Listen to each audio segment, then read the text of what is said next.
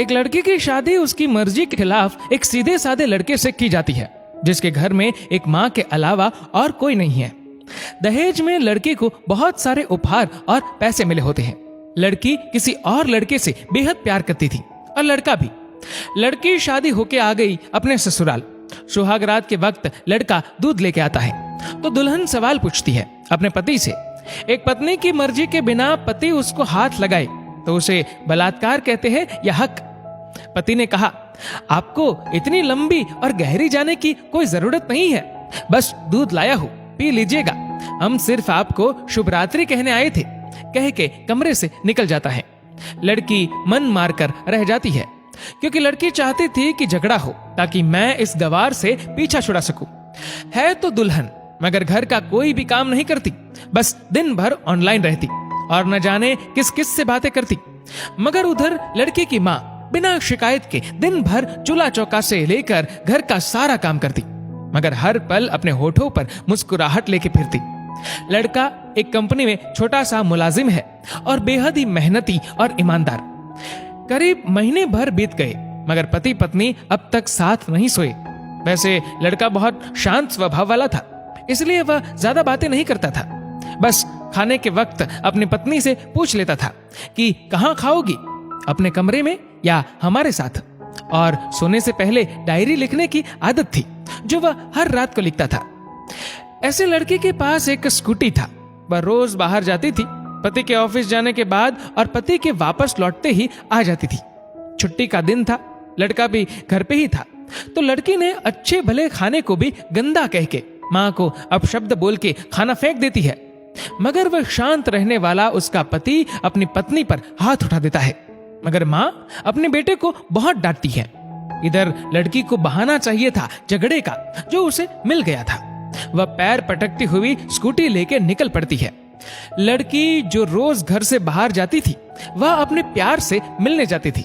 लड़की भले टूट कर चाहती थी लड़के को, मगर उसे पता था कि हर लड़की की एक हद होती है जिसे इज्जत कहते हैं, वह उसको बचाए रखी थी। इधर लड़की अपने प्यार के पास पहुंचकर कहती है, अब तो एक पल भी उस घर में नहीं रहना है मुझे। आज गवार ने मुझ पर हाथ उठा के अच्छा नहीं किया।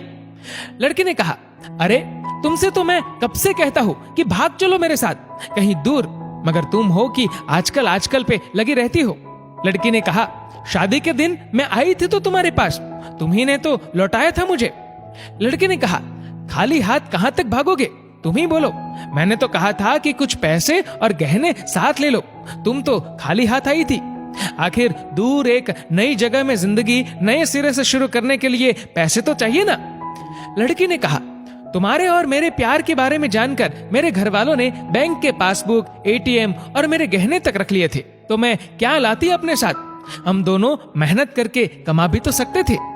लड़के ने कहा, चलाकर इंसान पहले सोचता है और फिर काम करता है। खाली हाथ भागते तो ये इश्क का भूत 2 दिन में उतर जाता, समझी।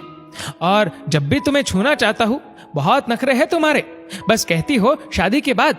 लड़की ने कहा, हाँ शादी के बाद ही अच्छा होता है ये सब, और सब तुम्हारा तो है।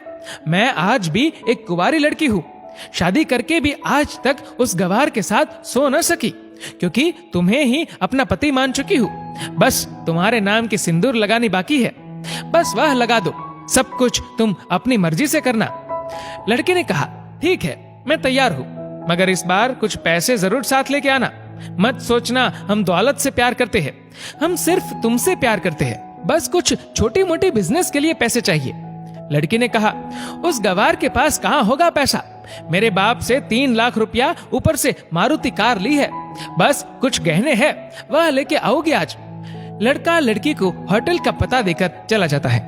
लड़की घर आके फिर से लड़ाई करती है, मगर अफसोस वह अकेली चिल्लाती रहती है, उससे लड़ने वाला कोई नहीं था।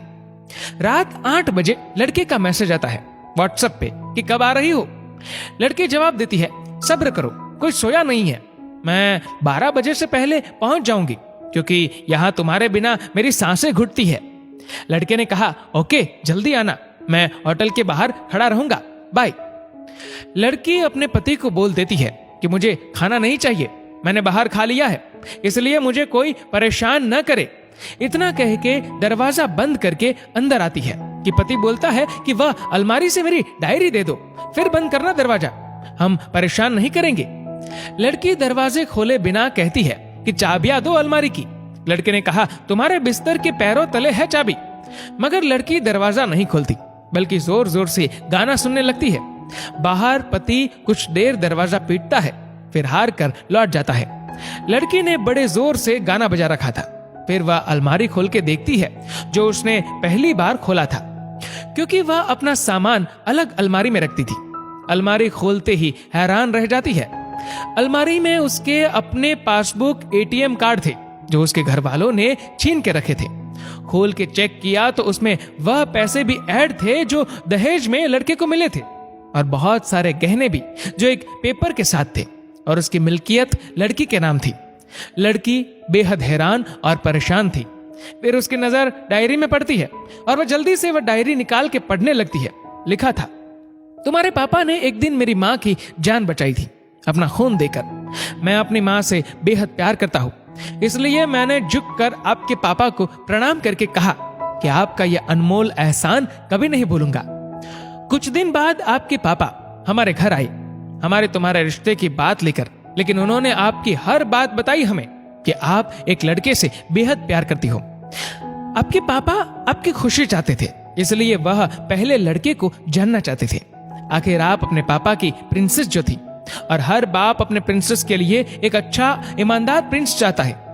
आपके पापा ने खोज करके पता लगाया कि वह लड़का बहुत सी लड़की को धोखा दे चुका है और पहली शादी भी हो चुकी है, पर आपको बता न सके, क्योंकि उन्हें पता था कि ये जो इश्क का नशा है वह हमेशा अपनों को गैर और गैर को अपना समझता है। एक बाप के मुंह से एक बेटी की कहानी सुनकर मैं अचंभित हो गया। हर बाप यहां तक शायद ही सोचे। मुझे यकीन हो गया था कि एक अच्छा पति होने का सम्मान मिले न मिले, मगर एक दामाद होने की इज्जत मैं हमेशा पा सकता हूं। मुझे दहेज में मिले सारे पैसे मैंने तुम्हारे अकाउंट में जमा कर दिए हैं, और तुम्हारे घर से मिली गाड़ी आज भी तुम्हारे घर पे है, जो मैंने इसलिए भेजी ताकि जब तुम्हें मुझसे प्यार हो जाए तो साथ चलेंगे कहीं दूर घूमने। रही बात दहेज की, दहेज इस नाम से नफरत है मुझे, क्योंकि मैंने इस दहेज में अपनी बहन और बाप को खोया है। मेरे बाप के अंतिम शब्द भी यही थे कि किसी बेटी के बाप से कभी 1 रुपया न लेना, मर्द हो तो कमा के खिलाना, तुम आजाद हो, कहीं भी जा सकती हो। डायरी के बीच पन्नों पर तलाक की पेपर है, जहां मैंने पहले ही साइन कर दिया है। जब तुम्हें लगे कि अब इस गवार के साथ नहीं रहना है तो साइन करके कहीं भी अपनी सारी चीजें लेके जा सकती हो। लड़की हैरान थी, परेशान थी। न चाहते हुए भी गवार के शब्दों ने दिल को छुआ था। न चाहते हुए भी गवार के अनदेखे प्यार को महसूस करके पलकें नम हुई थी। आगे लिखा था, मैंने तुम्हें इसलिए मारा क्योंकि आपने माँ को गाली दी, और जो बेटा खुद के आगे माँ की बेइज्जती होते सहन कर पाए, फिर वह बेटा कैसा। कल आपके भी बच्चे होंगे, चाहे किसी के साथ भी हो, तब महसूस होगी माँ की महानता और प्यार। आपको दुल्हन बना के हम सफर बनाने लाया हो, जबरदस्ती करने नहीं। जब प्यार हो जाए तो भरपूर वसूल कर लूंगा आपसे। आपके हर गुस्ताखी का बदला हम शिद्दत से लेंगे। हम आपसे, अगर आप मेरी हुई तो बेपनाह मोहब्बत करके, किसी और की हुई तो आपके हक में दुआएं मांग के। लड़की का फोन बज रहा था जो वाइब्रेशन मोड पे था। लड़की अब दुल्हन बन चुकी थी। पलकों से आंसू गिर रहे थे। सिसकते हुए मोबाइल से पहले सिम निकाल के तोड़ा, फिर सारा सामान जैसा था वैसे रख के न जाने कब सो गई, पता नहीं चला। सुबह देर से जागी, तब तक गवार ऑफिस जा चुका था। पहले नहा धोकर साड़ी पहनी, लंबी सी सिंदूर डाली अपनी मांग में, फिर मंगलसूत्र, जबकि पहले एक टिक्की जैसी साइड पे सिंदूर लगाती थी ताकि कोई लड़का ध्यान न दे, मगर आज 10 किलोमीटर से भी दिखाई दे ऐसी लंबी और गाढ़ी सिंदूर लगाई थी दुल्हन ने। फिर किचन में जाके सासू माँ को जबरदस्ती कमरे में लेके तैयार होने को कहती है, और अपने गवार पति के लिए थोड़े नमकीन, थोड़े हलवे और चाय बना के अपनी स्कूटी में सासू माँ को जबरदस्ती बिठाकर, जबकि कुछ पता ही नहीं है उनको कि बहू आज मुझे कहाँ ले जा रही है, बस बैठ जाती है। फिर रास्ते में सासू माँ को पति के ऑफिस का पता पूछकर ऑफिस पहुंच जाती है। पति हैरान रह जाता है पत्नी को इस हालत में देखकर। पति ने कहा, सब ठीक तो है ना माँ? मगर माँ बोलती, इससे पहले पत्नी गले लगाकर कहती है कि अब सब ठीक है, I love you for ever. Office के लोग सब खड़े हो जाते हैं तो दुल्हन कहती है कि मैं इनकी धर्म पत्नी हूँ, वनवास गई थी, सुबह लौटी हूँ। अब 1 महीने तक मेरे पतिदेव ऑफिस में दिखाई नहीं देंगे। ऑफिस के लोगों ने कहा क्यों? तब दुल्हन ने कहा क्योंकि हम लंबी छुट्टी पे जा रहे हैं साथ साथ। पति ने कहा पागल? दुल्हन ने कहा आपके सादगी और भोलेपन ने बनाया है।